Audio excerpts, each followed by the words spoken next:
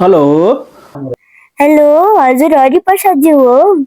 हजुर हो किन म ब्याङ्कबाट हो।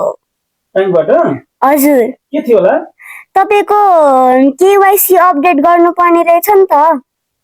किन अस्ति अस्ति भर्खर अपडेट गरेको थियो त एनआइडी अपडेट भएर रहेछ नि त।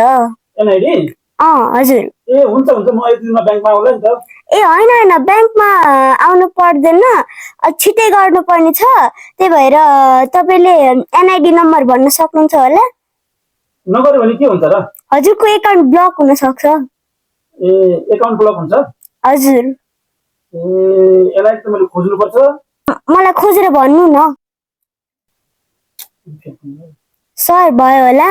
एकछिन है हस्। ओके टिप्नु त ए ल ल 5639 5639 4689 4689 2369 2369 0। ए ल ल ल हजुरको मोबाइलमा एउटा ओटिपी आयो होला, हेर्नुहोस् त। हजुर आएको छ ए आएको भए नम्बर भनिदिनु न। ओके 3696 3696। ए ल हजुरको एनआइडी चाहिँ अपडेट भएको छ ल। ओके थ्याङ्क यू अरू केही गर्नुपर्छ पर्दैन अरू। ओके हस् हस् हस्, धन्यवाद छ। A few moments later. ला ब्याङ्कबाट पैसा काट्यो क्या हो बाबा के भयो? हेर त यहाँ त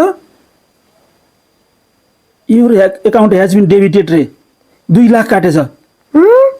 अनि तपाईँ त त्यो एनआइडी को स्क्याममा पर्नुभयो क्या? खोइ भर्खर एनआइडी त अपडेट गर भनेर ब्याङ्कबाट फोन आएको थियो अनि मैले ओटिपी दिएर एनआइडी अपडेट गर्न भनेको थिएँ। ओटिपी त ब्याङ्कले कहिले पनि माग्दैन त। ओटिपी माग्दैन? मलाई त भर्खर मागेको थियो त ओटिपी त त्यो मैले त दिएँ त। ह्याकर होला नि। ह्याकर? ला म ठगिएँ क्या हो। ल छिटो छिटो साइबर सेललाई फोन गर्नु, ब्याङ्कलाई फोन गर्नु, छिटो छिटो छिटो। ओके ला गयो। आजकल यस्ता खालका स्क्यामहरू धेरै आएका छन्।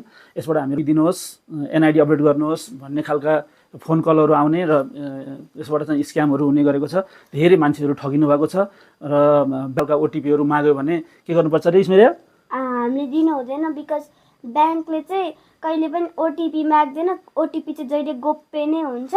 And be safe and don't fall for the scam. Thank you, धन्यवाद। लाइक सेयर एन्ड कमेन्ट गर्न बिर्सिनु होला।